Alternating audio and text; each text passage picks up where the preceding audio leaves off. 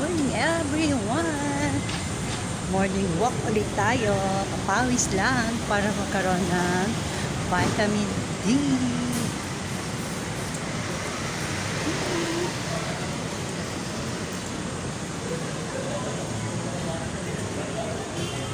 Iwasan natin ang pag-inom ng maraming mga gamot-gamot or vitamins.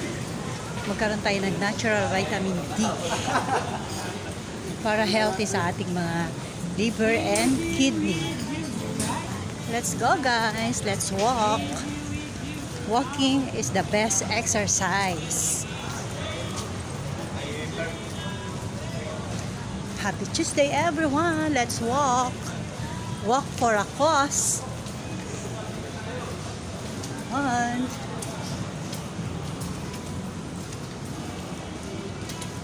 actually, ang daming naglalakad dito sa BGC. Diba? Papunta tayo ngayon sa ating therapy dito sa St. Luke's at from Market. I just walk lang hanggang St. Luke's. Although mura lang naman ang pamasahe, 15 pesos, but I rather want to walk para magkaroon ng konting exercise, papawis, and then later makakapagpahinga naman doon sa bago ako isalang sa aking therapy. Sakit ng therapy ko guys, pero I need to do that para sa aking lower back pain at para maiwasan ng mga osteoporosis at hindi tayo maging kuba pagtanda natin. Ayaw ko kasi magtungkod guys.